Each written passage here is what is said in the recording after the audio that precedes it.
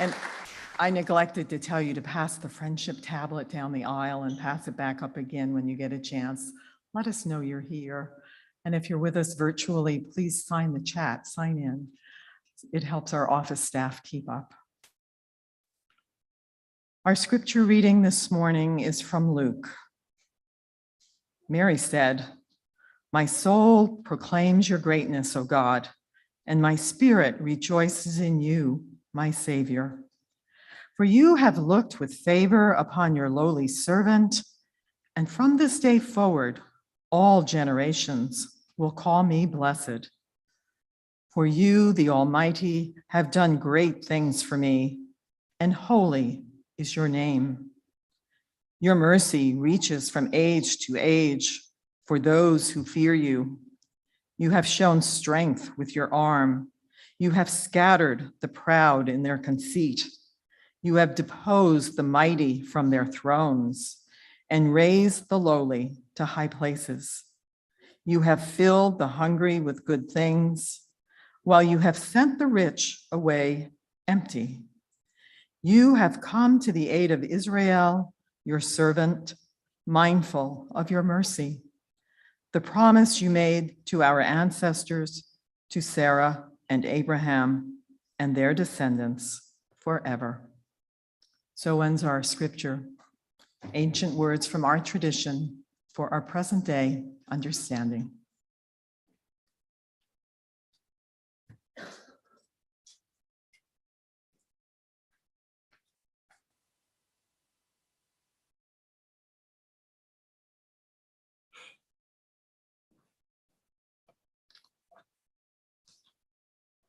Okay, y'all ready? I'm in a little bit of a pickle today because like earlier in the week, the Supreme Court did some bad things. And I felt like that needs to be addressed. And then I remembered it's Mother's Day.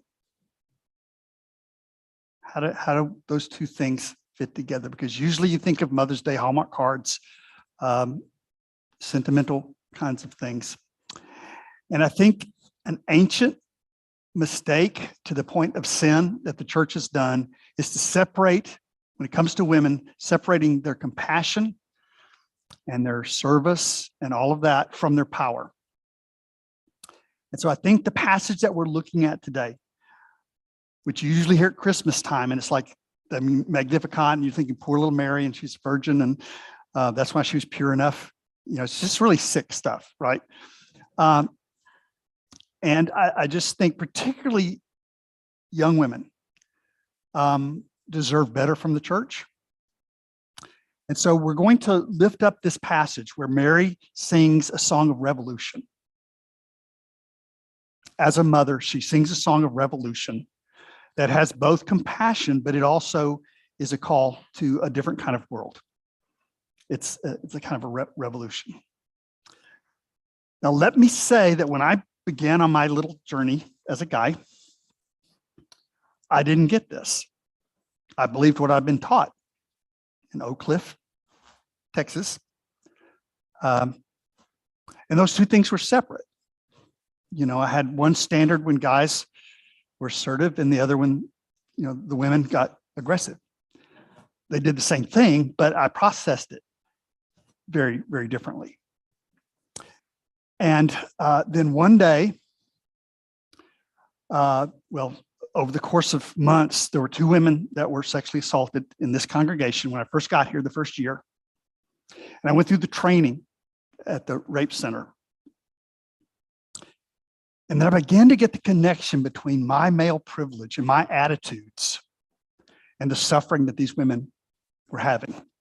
I began to lose the illusion that I was some kind of neutral observer in their life. And I realized that by simply claiming my male privilege and operating within that system of oppression, I was an obstacle in their ways. I would never have hurt anybody, but I didn't have to. I became a burden that they were carrying, even though I didn't mean that. And then I began to see like on television, movies and stuff, how women are depicted. And I'd go to do funerals. I mean, I was already a minister at this point, clueless, but ordained, which is dangerous. And I would do funerals and realize these people didn't know who their mother was. Right? I say, what did you love about your mother? Oh, she cleaned the house so well. She cooked great. But who was she? And at some point you'd see fear in their face.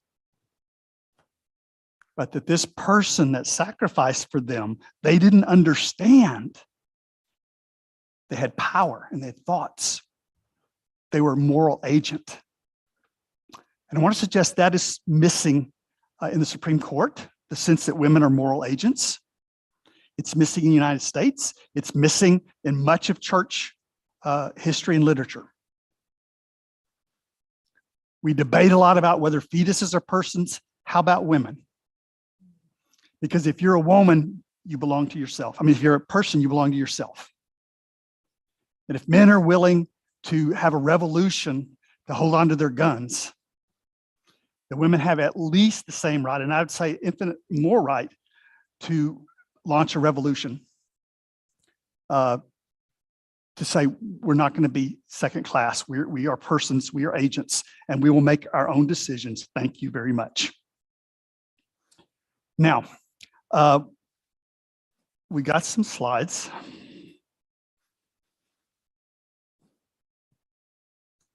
This is the first one. This is, as a child, how I was taught to see Mary. Again, she was chosen not because of her strength and power, but because she was a virgin, a good vessel for male. So that I was taught women are kind of a husk, for the male story.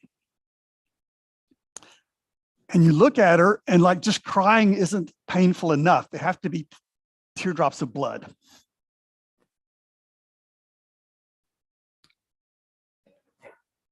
Can you imagine over the last 2,000 years the damage this has done? I can't. I can't imagine being a little girl sitting in church hearing that my brother is closer to the image of God than I am. That's violence. Right? That is violence. That alienates somebody from their own power. So when we look at Mary, we are not seeing a vessel. We're seeing a prophet. And we're hearing a very powerful person. A lot of times they say, don't mix church and politics. Well, then you can't love.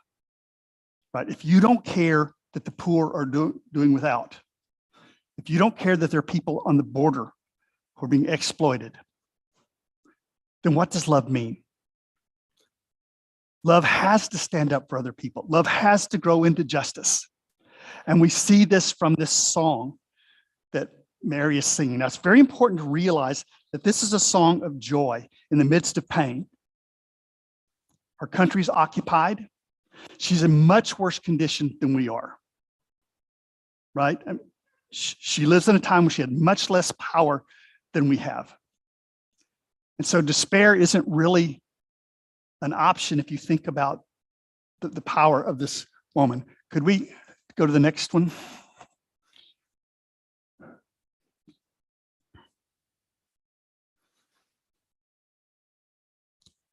If you look at the story, you have two women in an occupied country who are not only rejoicing in their mutual pregnancies, but they're basically consecrating their children to a revolution to set the country free. Listen to the song that she's singing. The first verse, she says, God has brought down rulers from their thrones, but has lifted up the humble. Is that not political? Is that not redistribution of power and wealth? It says nothing about boundaries. It says nothing about gender. This is a gift for all humankind. That God, she says, and she puts it in the past tense, God has brought down rulers from their thrones, but has lifted up the humble. One of the things that really struck me when I first started working with Latina activists is a lot of them would have on their shoulder the tattoo that said resist. Now, can you imagine that? Very young person, the first tattoo you want is who you are. You're in the resistance. See, most liberals don't know the difference between protest and resistance. Protest is when you surrender your power to someone else. You speak the truth to power. But resistance is when you realize power already knows what you're about to say. They already know that. What they need is resistance. They need someone who calls them to their greatness and doesn't cooperate with the oppression of other people in the meantime. So there is love here. This is a call to love, but it's not a call to compromise. That you do not cooperate with any person's oppression. When I first started studying Gandhi, when I was a kid, I just loved Schweitzer and Gandhi. But I thought they were just nice, just really nice guys. But you realize that they were both created friction, particularly Gandhi. His method is sometimes called satyagraha, which is truth struggle. It's putting the grain of sand in the oyster to make power uncomfortable with their injustice, to make the injustice visible to everybody to see. That's what Dr. King did. He wasn't just protesting to say this is wrong. He was resisting. He was revealing and dismantling the oppression under which they lived. Let's see. Could we go to the next one, please?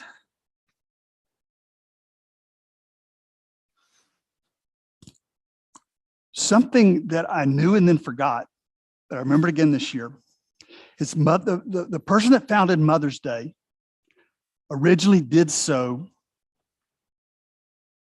as an anti-war statement. She wanted to unify the women of the world to resist the madness that the children were participating in. A lot of feminists within like the national system and the capitalist system are just fine bombing women in other countries. But this is radical, right? This is not being successful within patriarchy. This is dismantling patriarchy and every other form of oppression. So this is very, very radical stuff. This is what she said. She lived from 1819 to 1910. She wrote the Battle Hymn of the Republic. So she had some poetic gifts, as you'll hear in a moment. I'm going to read her statement, the first statement of Mother's Day, but I'm going to save it so that you don't leave. She urged women around the globe to join together in opposing war. She campaigned for an annual day for mothers everywhere to raise their voice in demand of world peace. So the first statement, I'm looking at 3 of the verses of Mary's song. And again, this is not a song of despair. She's in captivity. She doesn't have answers to unravel the oppression, but she's singing of a future day. She's committing herself to the future day. She does not belong to the oppression. She's not defined by male gaze, right? She may not be able to change everything, but she's going to be a radiant example of a moral agent, someone who takes responsibility for their own life on behalf of the whole world. And the second thing that she sings is very interesting. She says, let's see, God has performed mighty deeds with God's arm. Then she says, God has scattered those who are proud in their inmost thoughts. And I think this is the kind of prophetic hope, that oppression and fascism are always based on lies, right? If you support Donald Trump and you believe he's not lying, then you have to pretend that everybody else is lying. Anybody with a degree, anybody with expertise, anybody who's a journalist. And what the prophet knows is that lie will collapse on itself. When you build a world that ignores science, when you build a world, an empire that cannot stand up to critical thought, It will tear itself apart for lack of principle. It was stunning to me when I first started doing pro-choice work how dishonest the Right to Life movement was. I'm not talking about people who have a personal choice to not get an abortion. I respect that as much as anything there is. People have a reverence for life. That was Schweitzer and people like that. But to make that decision for other people is something very, very different. And the language is very deceptive. It's like the question isn't whether a fetus is alive. The question is it a person? And again, the question is a woman a person? Does she get full constitutional rights? Because that's really what's at stake here. If a woman is a person, she belongs to herself. Her body is hers. It's not communal property. You don't even discuss it. You don't vote on it. Where do you see men voting on what parts of ourselves belong to the collective? Right? You don't see that. Right? There would be a violent revolution if women did to men what men do to women. A violent revolution. And things like the heartbeat bill are so dishonest. I mean, first of all, it's not a heart at early stages. But second of all, the heart is not the seat of human consciousness. Right? I mean, if somebody gets a heart transplant, they're still human. And people these days do like pig transplants. If a heartbeat means that the fetus is human, does that mean that person is a pig? I don't think so. What makes a human being who they are is their mind, their heart, and their agency. When you define women in terms of reproduction alone, you are denying their humanity, their agency.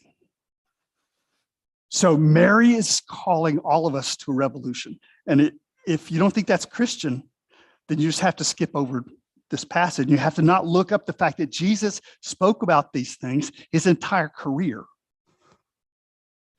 That we've turned Mary into a Hallmark card person and Jesus into just Mr. Rogers with the halo. Romans didn't kill people because they were so nice. Romans kill people because they thought they were a threat. Jesus is a threat to empire then and now. And that's why you don't hear fundamentalists talking about quoting Jesus much. It's a religion about Jesus, but the religion of Jesus as you find it in the Sermon on the Mount is forbidden. That makes you a socialist, a family hater. There's a wonderful passage that's been going on the web that I want to share with you. Is everybody okay? It's not Mother's Day sermon, maybe that.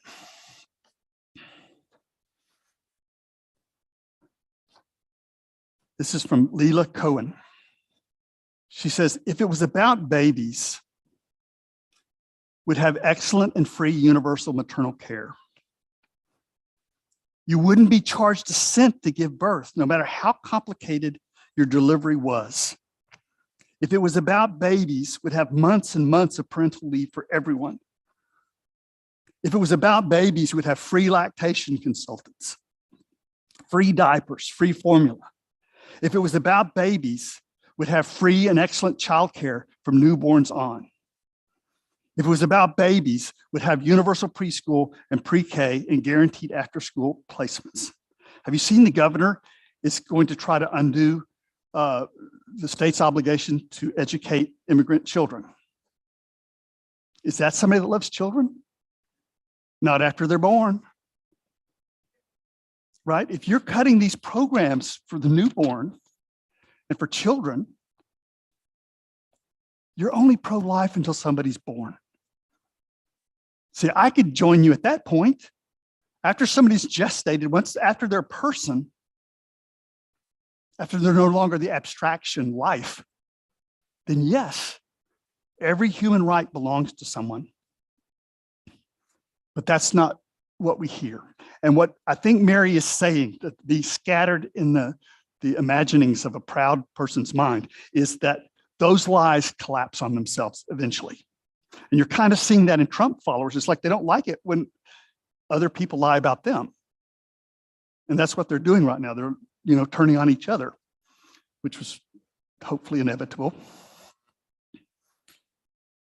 But when people are morally outraged that somebody leaked this document, when the outrage is that the American people actually found out what their government is doing to them, this is horrible. But the same standard has got to apply across the political spectrum. Human rights are not a partisan issue. So when Julian Assange is punished for letting the American people know what their government is doing, we have to support that too.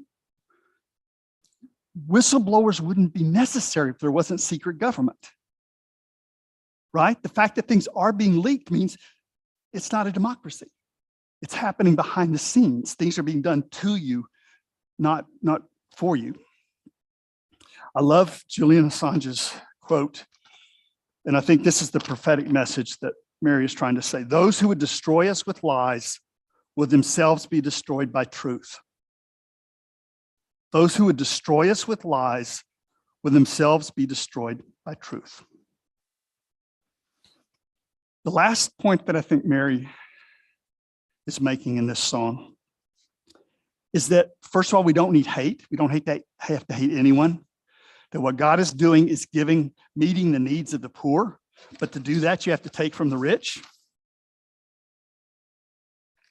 God has filled the hungry with good things, but has sent the rich away empty. I don't think this is saying that you take everything from the rich and powerful, but you make it fair. You balance it out. When in the richest nation in the world, children are suffering because a very small group of people are hoarding everything. That's not right, it's not Christian, but it's also not democracy. If you can't vote on what the economy is doing to you, you're not free. The fact that you get to vote on which rich person tells you what to do is not freedom. Mary is talking about a revolution. Now, you can't pull it off. She couldn't pull it off completely, but you can live it out the rest of your life. You can sing a song of freedom, a song of joy, a song of dignity for the rest of your life. It doesn't have to be a sad journey because you're living for others. You're living for a day, for those coming down the road. You don't have to hate anyone for this to come about, but you can't ignore bullying. Right? You love everybody, including the rich and the powerful, but you can't let them hurt other people without saying anything. When I was a little kid, I loved that little statue of the three monkeys, see no evil, hear no evil. And that's the way I lived for a long time. And that's what a lot of people think. If I'm just nice enough, then we're not a part of the violence. But our heart knows that's not true. So Mary says, God has filled the hungry with good things and sent the rich away empty. Not empty of food, but empty of the illusions that they had. There was another passage that I really enjoy that's been going around the web. And I'm not going to read all of it, but you'll be able to look it up if you want. This is a statement made by Dave Barnett, a traditional Christian pastor, is the way it says it. And I just want to do enough to get across that a part of the lie of right to life is it's not ecological, right? It's life as an abstraction. But life struggles against life, and you have to recognize that. Right? Our lives are interwoven. We're not cogs in a machine, we're cells in a common body. So this is what he says. He says, the unborn are a convenient group of people to advocate for. They never make demands of you. They're morally uncomplicated, unlike the incarcerated, addicted, or the chronically poor. They don't resent your condescension or complain that you are not politically correct. Unlike widows, they don't ask you to question patriarchy. Unlike orphans, they don't need money and education and childcare.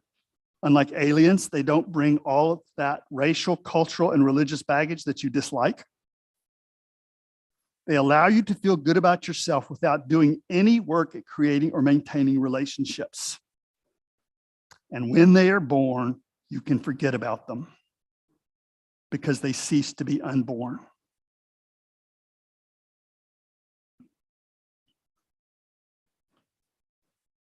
It's easy to love abstractions.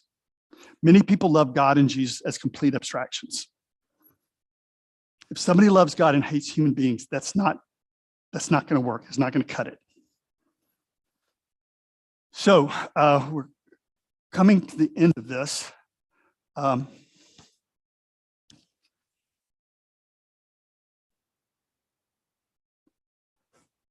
Next, yes. Here's, I think, what we learn from people like Mary about how you can be loving and strong, compassionate and just. I think what we learn from Mary is that a mother bear is fierce, not because she hates an enemy, but because she loves her offspring. She's strong, not because she hates an enemy, because she gives herself fully to protecting her young. The revolution we're talking about is one of love. It won't be completed in our lifetimes because there's no happy ever after. Like, history is a long, long story, and it's all in the middle. You never get to the conclusion of it. But I think we learn enough to know that Mary was not this meek, tepid little girl who was chosen because she didn't have any experiences of her own. If she was chosen for her passionate fear, her passionate courage, and her prophetic vision. Mary is nothing less than a prophet, as fully as any man that has ever walked the earth. So what we learn is that things may seem hopeless right now, but we can be revolutionaries. We can have resist on our forehead, on the inside, doesn't have to be on the outside. We can stop protesting and submitting ourselves to this system of bullying, and we begin dismantling it. Finally, we can remember that the greatest revolution of all is one of love. You don't have to be bitter, mean, cruel. In fact, you can't do that and do this revolution of love. But you and I both have to stand up for each other and for the weakest on earth, even if it costs us our relationships and our status. I want to close with what I promised I would give you, which is the statement of the first Mother's Day. Fasten your seatbelts. This hasn't ever been put on a Hallmark card. Arise then, women of this day. Arise, all women who have hearts. And obviously, this is not just people with wombs, right? Even if you can't have children, this includes you. This Mother's Day is about compassion, strength, courage, and we all need to join it. Whether your baptism be of water or of tears, say firmly, we will not have great questions decided by irrelevant agencies. Our husbands shall not come to us reeking with carnage for caresses and applause. Our sons shall not be taken from us to unlearn all that we've been able to teach them about charity, mercy, and patience. We women of one country will be too tender to those of another country to allow our sons to be trained to injure theirs. From the bosom of the devastated earth, a voice goes up with our own. It says, disarm, disarm. The sword of murder is not the balance of justice.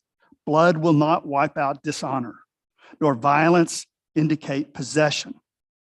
As men have often forsaken the plow and the anvil at the summons of war, let women now leave all that may be left of home for a great and earnest day of counsel.